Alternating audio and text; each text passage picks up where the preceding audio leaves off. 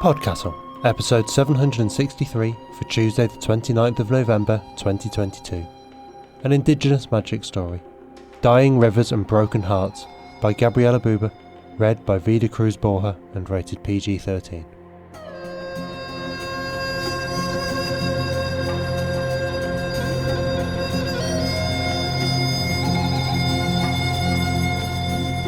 Good morning, good day, good afternoon and good evening, and welcome to PodCastle, the flying castle of fantasy fiction. I'm your host, Matt Dovey, and it's my pleasure to present for your enjoyment Dying Rivers and Broken Hearts by Gabriela Buber, narrated by Vida Cruz Borja. This episode was selected from our Indigenous magic call this summer, and was first published in Strange Religion, Speculative Fiction of Spirituality, Belief and Practice this year. Gabriela Buber is a Filipino-American chemical engineer who likes to keep explosive pyrophoric materials safely contained in pressure vessels all between the covers of her books. She writes the stories of bold, brown, bi women like her. Vida Cruz Borja is a Filipino fantasy and science fiction writer, editor, artist and con-runner. Her short fiction and essays have been published or are forthcoming from FNSF, Fantasy Magazine, Strange Horizons, PodCastle, Expanded Horizons and various anthologies. She won the 2022 Ignite Award for Best Creative Non-Fiction for We Are the Mountain, a look at the inactive protagonist. She is the author of 2 illustrated fantasy short story collections, Beyond the Line of Trees, 2019, and Song of the Mango and Other New Myths, 2022. And now pay attention, for our tale is about to begin, and it whispers to you from your heart.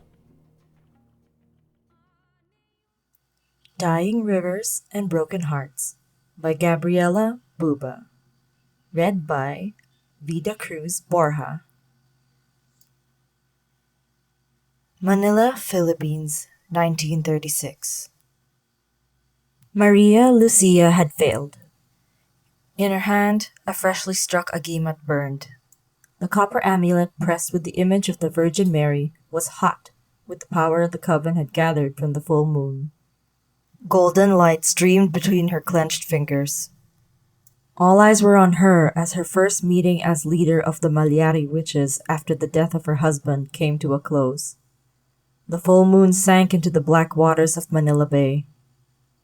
Pasig, the sea dragon of Manila Bay, had not come to renew her pact with the Malyari witches, nor to accept Maria Lucia as their new leader. The dragon went by many names. She was Bakunawa to the sailors from Cebu. In Manila, she was a Laho, the moon chaser. Is it because of me?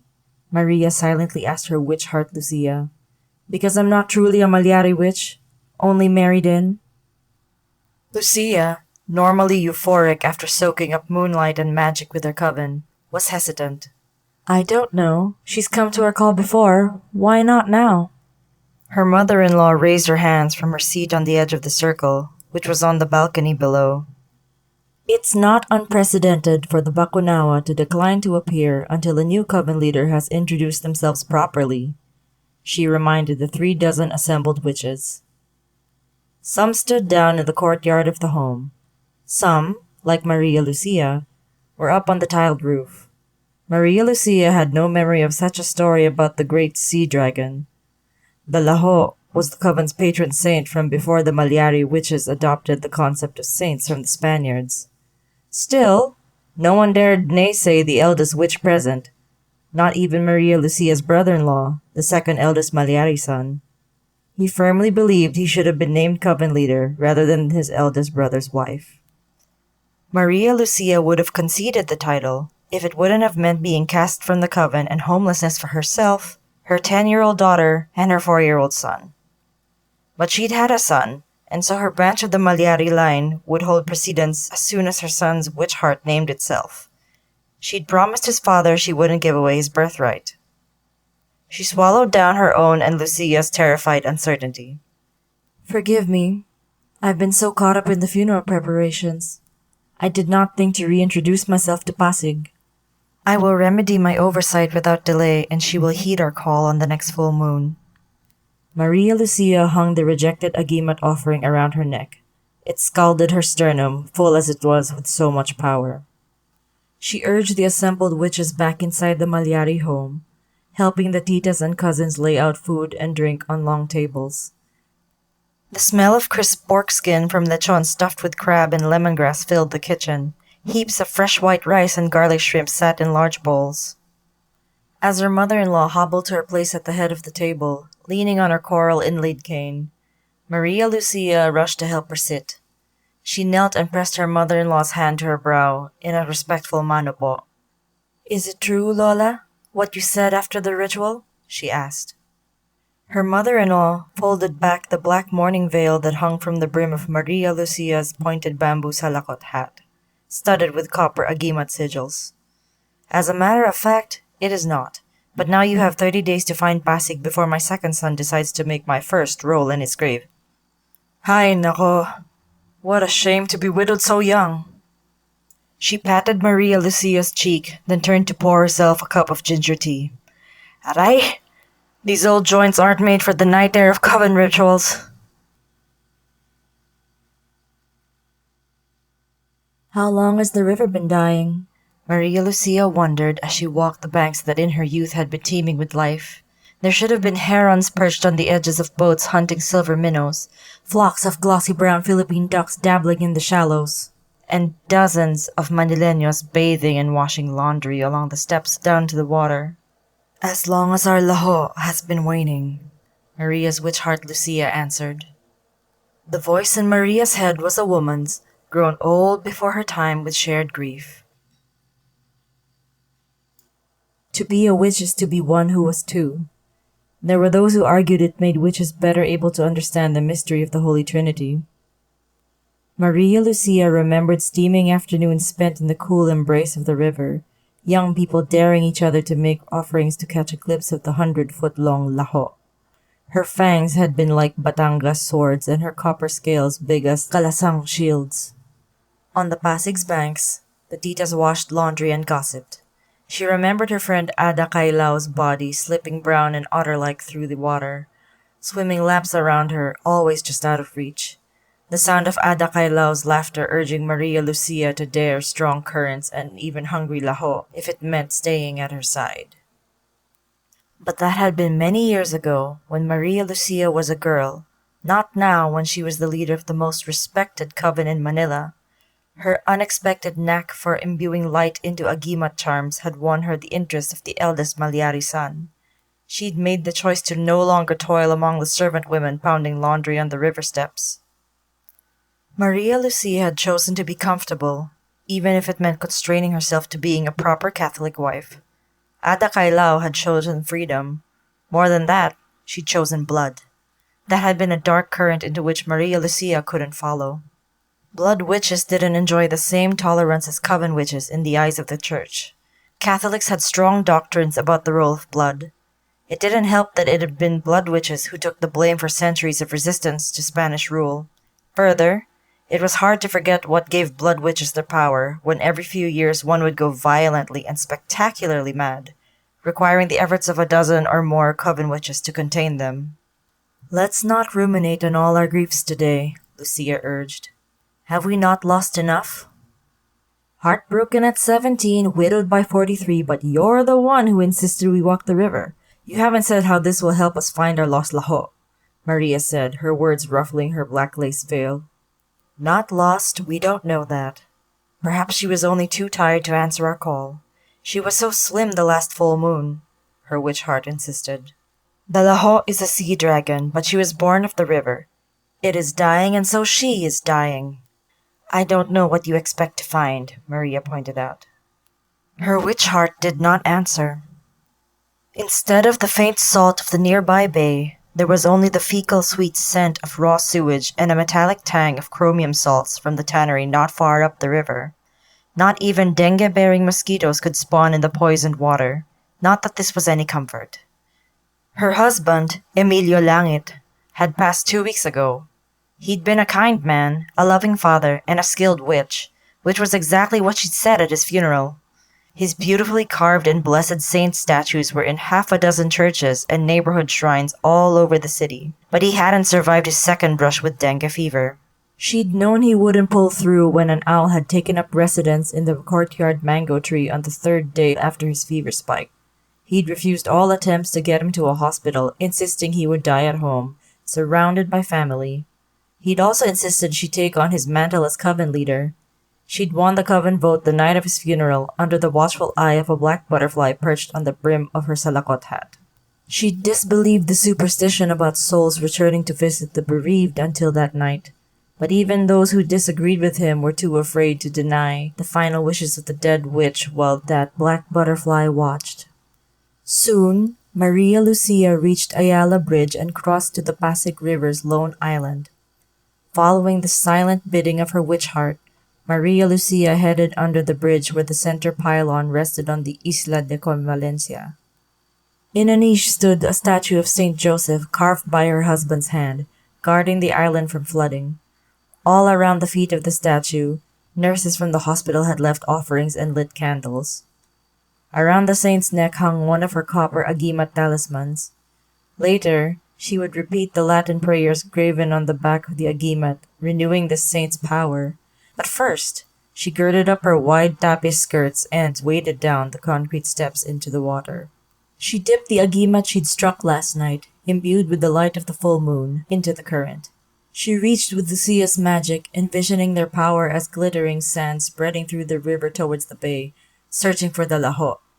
"Pasig!" she called, the echoes of her own voice returning in shivery reverberations. The river was so empty. No fish, no crabs, the clam beds buried under the toxic sludge. She was about to give up, already planning her speech to her brother-in-law, beseeching him to adopt her son, when a small copper-scaled head, no bigger than a carp, broke the surface of the scummy water, bumping her knees. "Diyos mio, Pasig, what happened?" The laho had been twice the size of a dugong when Maria Lucia had seen her last. She offered the agimat to the shrunken creature, who used 2 long prehensile tendrils around her mouth to pull the glowing disc in past razor-sharp fangs. The huge orange pearl at the center of her brow pulsed with light. Her frilled mane flared and the sinuous length of her body expanded, looping around Maria Lucia's knees till she was almost 6 feet long. Maria Lucia touched the glowing pearl and knew that Pasig was dying.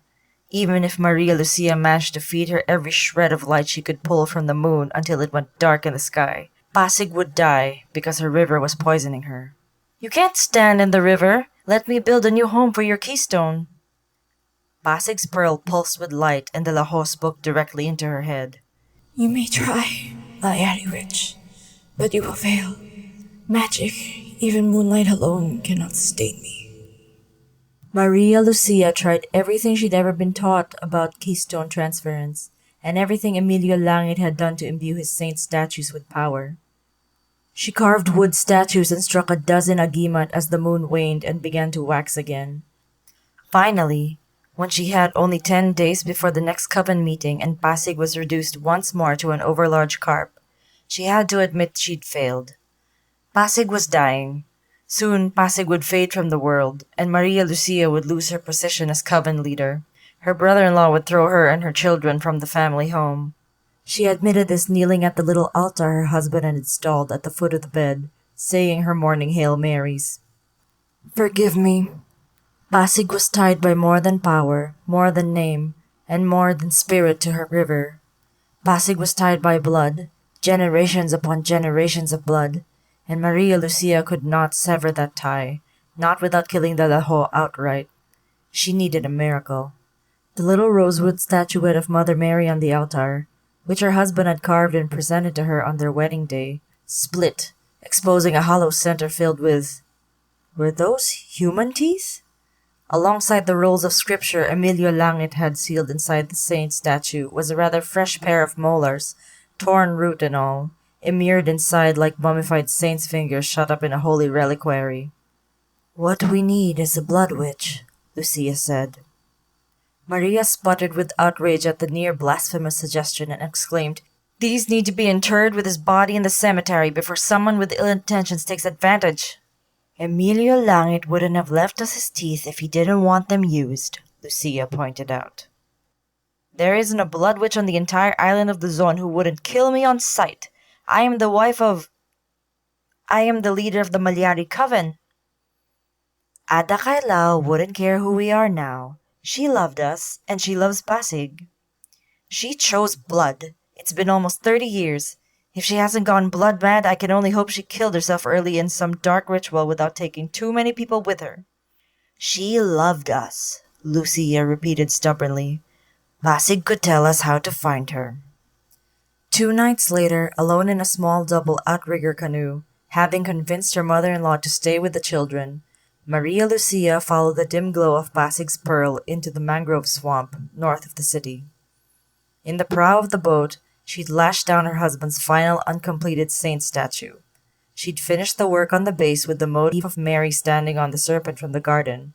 In the place of the serpent's eye, she'd set a glowing copper agimat sigil that she'd charged on the night of the waning gibbous moon.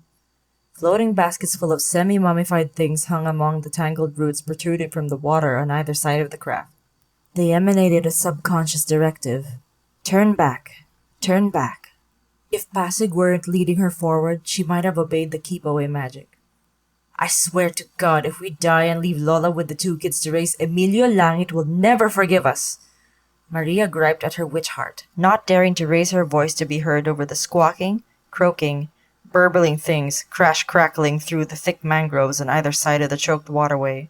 Something large bumped the underside of the craft, and Maria Lucia bit down on a scream. We haven't had a proper adventure in too long. You've gone coward on me, Lucia observed, too calm and eager for Maria's liking. She was going to die in a swamp to stay leader of a coven she didn't even want, because her brother-in-law was an old-fashioned idiot who failed to have any sons of his own. She was too old for this kind of foolishness. If we die trying to save the Laho of Manila Bay, Lucia reminded her. There was a faint buzzing from above. She tracked the sound to a string of faint, eerie blue lights. Were they stars? Glowworms? One alit on the statue. Oh, lovely. Faintly glowing, blood-sucking parasitic cuckoo bees were lighting her way through the swamp. While Ada Kailao didn't want to be bothered by the faint of heart, she did want some people to make it to her doorstep. What was a blood witch without a constant trickle of those too foolish or too desperate to seek the aid of coven witches in the light of day? Hungry, Lucia answered. A coven witch visiting a mambabarang blood witch, my coven would disown me if they knew, Maria said acidly. We are the perfect customers and we have proper payment, Lucia countered, thinking of the thumb-sized golden pearl in the pouch around her neck, clicking together with Emilio Langit's molars. The narrow waterway between grasping mangrove roots opened into a wide pool that reflected glowing bees and stars in a hazy pattern.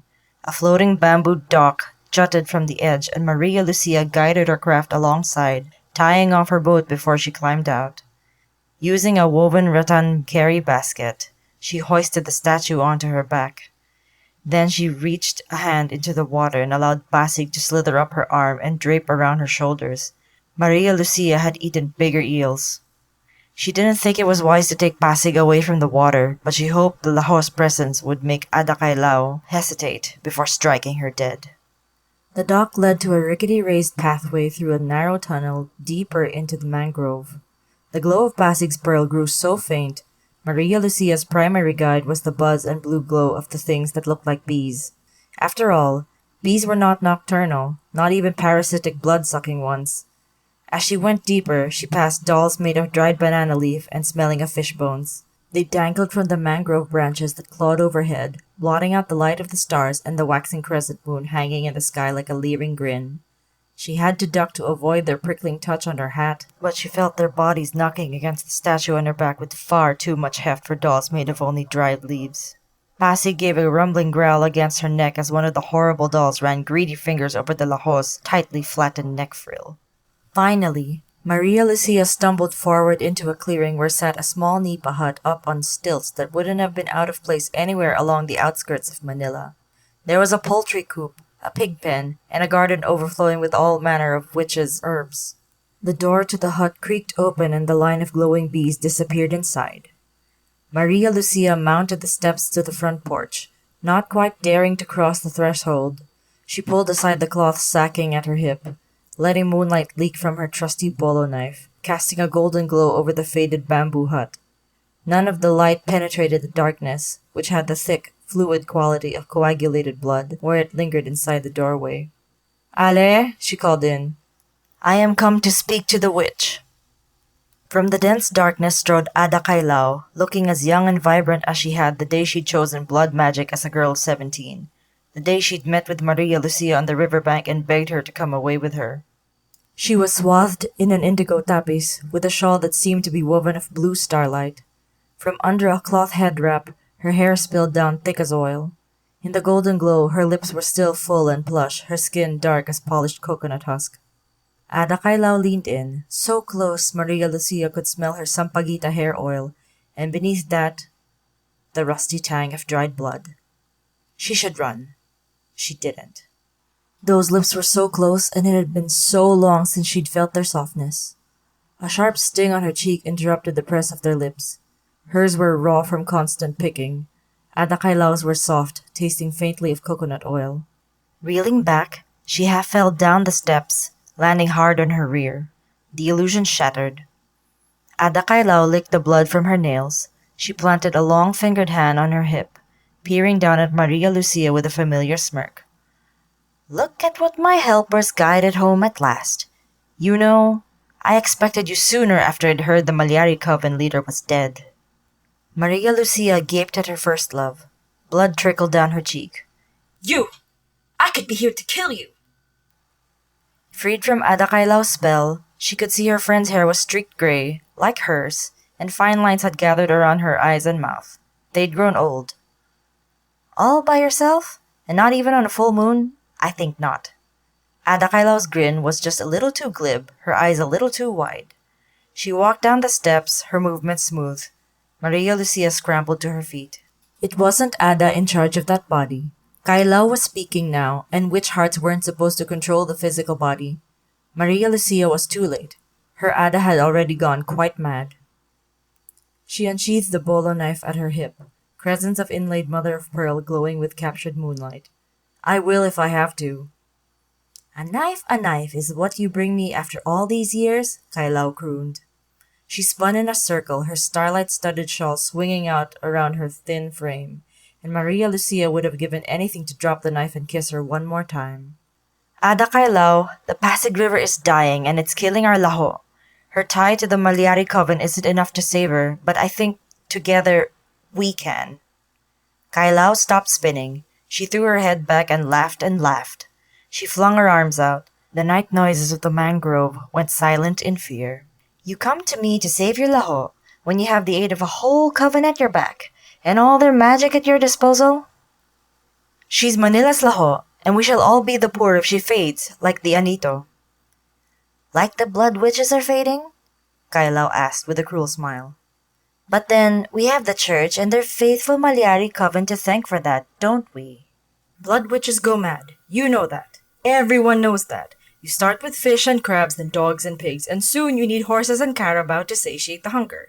Before long, it's children and old folks and anyone who insults you under a full moon. Someone has to step in and make it stop before they rise up and kill every witch out of fear.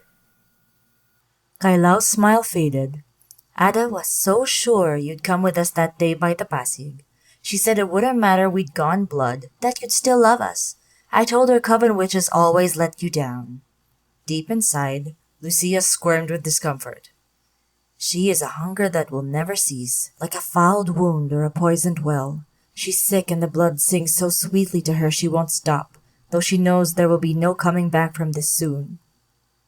Lucia says you're still in there, Ada. She says you're not fully gone yet. Please, Ada, I need your help. Pasig needs your help. I still love you and I always have, though you went where I could not follow. The silence stretched. Kailao's mad eyes blinked once, twice. When she opened them the third time, it was Ada looking out, lost and rather confused to be the one in charge of her body. She stumbled, the unearthly smoothness gone from her movements. Hay nako, I was gone too long this time. I slaughtered the chicken at noon. Maria Lucia sheathed her bolo and wrapped Ada Kailao up in her arms. She smelled of sampaguita and salt, blood and chicken feathers. I was so afraid I'd never see you again. Maria Lucia, why do you have the laho around your neck? I think she's debating about eating my eye. Maria Lucia hadn't been sure what she was getting into. She'd never seen a blood witch work, But Ada Kailao accepted the golden pearl in payment and listened closely, while Maria Lucia explained all she tried to do to sever Pasig's energy from the dying river and transfer it to the statue, to no avail. Ada Kailao moved, and as she always had, Maria Lucia followed. Ada Kailao gathered 3 green flower spikes from a dragon-tail plant tangling with a rosary bead vine in the corner of her garden.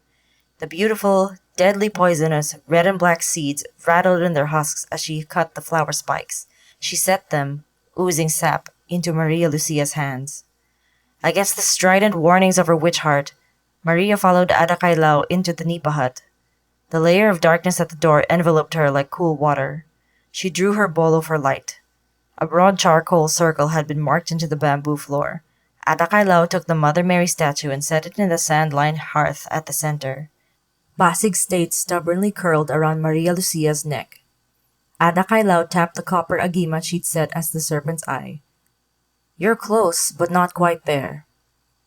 Maria Lucia watched Ada Kailao putter around the cluttered interior. "I've been saving this melon-headed whale blood for something important." She beached herself in the mangrove during the last full moon. A large jar sealed with red wax was set beside the hearth. "Don't let Pasig eat those flower spikes. We'll need them." Maria Lucia jerked the flower spikes away from the laho's questing tendrils, switching them to her other hand, clenching her fingers against the thick stickiness of the sap painting her palms. "Come, join me in the circle." Ada Kailao donned a bone charm stained with the dark brown of old blood in the groves. Maria Lucia shivered all over at the sweet nothings the Bertud amulet whispered. "Ada," she said uncertainly. "Don't bolt on me now, we haven't even started." Ada Kailao chided, a familiar reckless gleam returning to her eyes. "This was a bad idea," Lucia whispered. But Maria blocked out her witch heart's fear. She'd come too far. She had a dying laho and her children to think of. "I'm not going anywhere." "Oh, good." Ada Kailao took her hand and dragged her into the circle. They knelt down on either side of the hearth, and at last Pasig, dull from being so long out of water, consented to slither down and curl around the base of the statue. Ada Kailao broke the wax seal in the ceramic jar, filling the space with the scent of rust, salt, and strong spirits. She poured the dark fluid, kept from coagulating by alcohol, into 2 shallow dishes in front of and behind the statue. Maria Lucia drew the moon-infused bolo knife, laying it before her. She reached into the pouch at her neck and balanced her husband's teeth on the flat of the blade. "Now what kind of good, upstanding coven witch has a dead man's—" Maria Lucia batted Ada Kailao's hand away. "They are Emilio Langit's. He wanted me to have them." "Not any dead man's teeth. You bring me the teeth of the eldest Maliari son. Oh, Maria Lucia, you would have made an excellent blood witch." Ada Kailao seized both her hands so that the statue of Mother Mary was encircled between their arms. The stickiness of plant sap sealed their fingers together. She dipped their joined hands into the whale blood. Every hair on Maria Lucia's arm stood on end as she felt the blood seep into Ada Kailao's skin like raindrops into fertile soil. The bone amulet under Ada Kailao's neck began to glow with an eerie blue-white light. It took every ounce of her self-control to keep her own witch heart from drinking deep of the offered blood. Lucia, her joyful, light-filled partner, howled for it, flinging herself against the reins of Maria's control. "A taste, just a taste. It sings so sweetly, surely you hear it. It is only a whale, one beached whale. She was already as good as dead," Lucia begged. "No." Ada Kailao began to pray the rosary of the tears of blood. Maria Lucia repeated the words, a prayer to Mother Mary, who was said to cry tears of blood at the foot of the cross. "Crucified Jesus, prostrate at thy feet, we offer thee the tears of blood of her." Blood, fresh and red, began trickling from the eyes of the wooden statue, and the laho began to sing a strange, tolling dirge, a lament for the death of her river. Lucia had never wanted anything in all their years together as much as she wanted Maria to lean forward and taste that bright arterial flow. Maria gritted her teeth together, closed her eyes to the sight, and bound her witch heart into the very depths of her soul. "No, we are a coven witch, and we do not heed the songs of blood, no matter how sweet." Ada Kailao leered at her over the little statue. "I promise it tastes as good as Lucia thinks it will." "I am here to save Pasig. not give up the life I have chosen. Atakailau's cheeks were flushed, her eyes bright. She let go of Maria Lucia's hands. Both bowls were empty, spotlessly clean. As you like. Adakailau gathered up 3 drops of blood from the statue's eyes.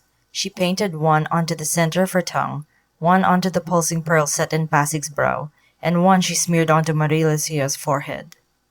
Blood mixed with the sweat clinging to her brow and ran down her nose, trickling to hang at the edge of her lips, trembling with her breaths.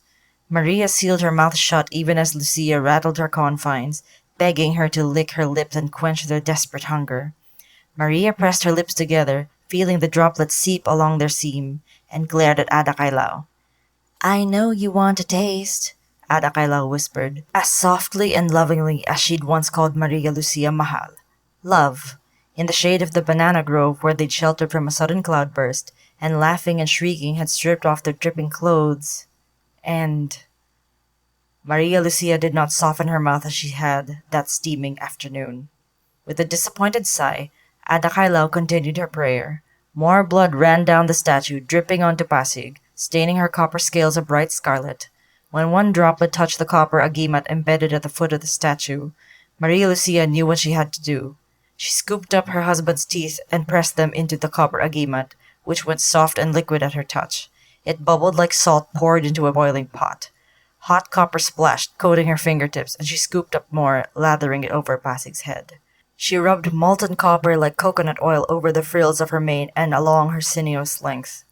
Adakailau produced a sharp, wicked dagger and cut open the backs of her forearms.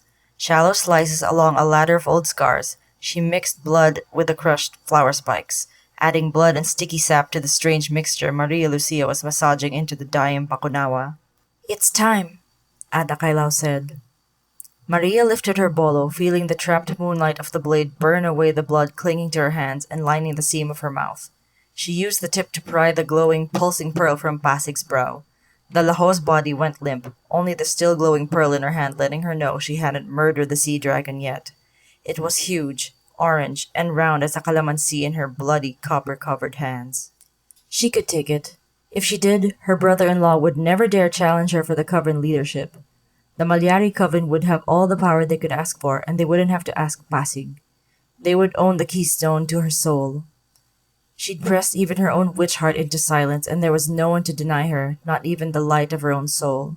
Adakailau's eyes gleamed dark as blood across the hearth, and Maria Lucia clutched the pearl tight in her hand, its light streaming between her fingers. The heart of the Laho of Manila Bay burned in her palm. Then she bent and pressed the pearl into the eye of the snake at the foot of the statue.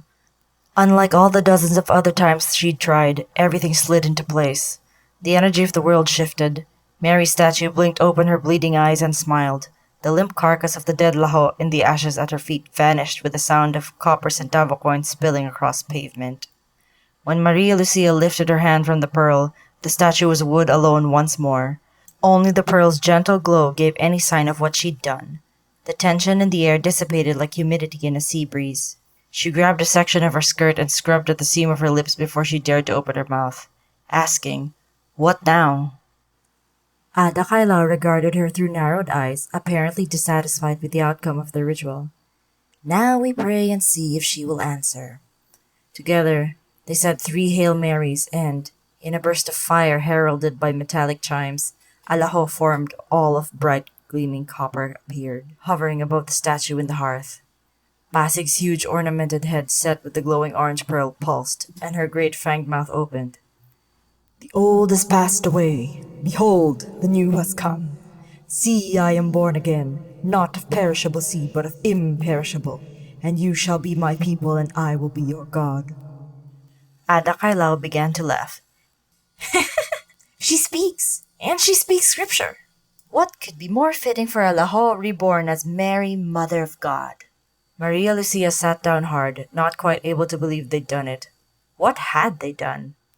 You can't ever tell them what you did, that you came to me, Adakailau said. I know. Adakailau held out a hand to help her rise. Stay the night with me.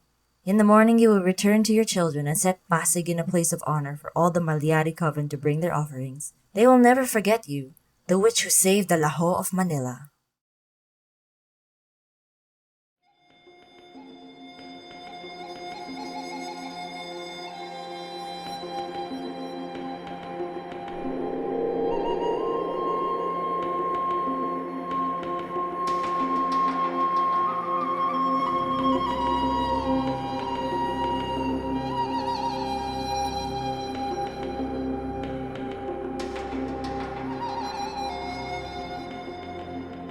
And welcome back.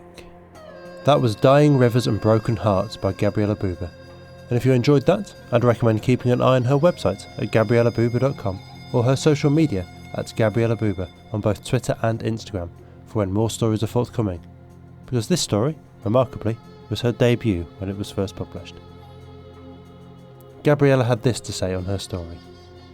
The style of witchcraft in Dying Rivers and Broken Hearts is a fantasy creation of my own based on Tagalog myths about a person having two souls, one belonging to the body and one to the soul or heart, heavily drawing on the way folk magic and Catholicism blend together in Filipino culture. It is largely inspired by stories my grandmother would share about leaving offerings at neighbourhood saint shrines as a girl in the Philippines. Thank you, Gabriela, for the story and the thoughts. This was the perfect story for our Indigenous magic theme, blending native culture with colonial influences, and, in doing so, reclaiming those imposed beliefs and taking full ownership on Maria Lucia's terms.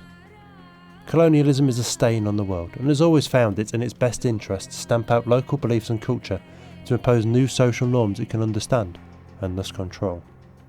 For the colonisers' culture to be appropriated and incorporated like this is to steal away some of its power and take back some of that control. It was fascinating to see the two main characters respond differently to that colonialism too. Maria Lucia integrating with it, Adakai Lau going deeper into her magic and deeper into her country. It's telling that, ultimately, it required both of them to save the river. It took unity to reclaim their culture, but a unity that still respected their divergent paths and identities.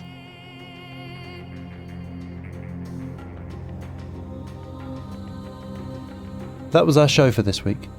On behalf of everyone at PodCastle, your co-editors Shingai Njeri Kagunda and Eleanor Arwood, assistant editor Sophie Barker, audio engineers Devin Martin and Eric Valdes, forum moderator Ossicat, and our many wonderful first readers: Aidan Doyle, Andrew Cahoe, Craig Jackson, Amalia Harrington, Julia Patt, Caitlin Zavanovich, Kieran Corsaini, Ryan Cole, Sarah S. Messenger, Shakripa Krishna Prasad, Tava Nova, Tierney Bailey, Steve Wheaties, and myself, Matt Dovey. Thank you for letting us share another story with you. The legal bit. PodCastle is part of Escape Artists Incorporated, and this episode is distributed under the Creative Commons Attribution Non-Commercial No Derivatives 4.0 International License. That means you can share it, and please do, but you cannot sell it and you cannot change it. If you want specifics, check creativecommons.org. Our music is by Shiva in Exile. Everything we do on PodCastle is 100% donor funded, and if you'd like to support what we and the rest of EA do, please join us on our Patreon at patreon.com/EAPodcast. Prefer another method? There's details for supporting us via Twitch, Amazon Prime, Ko-fi and PayPal on escapeartist.net. We'll be back next Tuesday with another fantastic tale. In the meantime, you might care to check out our sister podcasts, Escape Pod for science fiction, Pseudopod for horror, and Cast of Wonders for YA speculative fiction. If your heart belongs to us though, we'll see you next week. Be safe and be kind.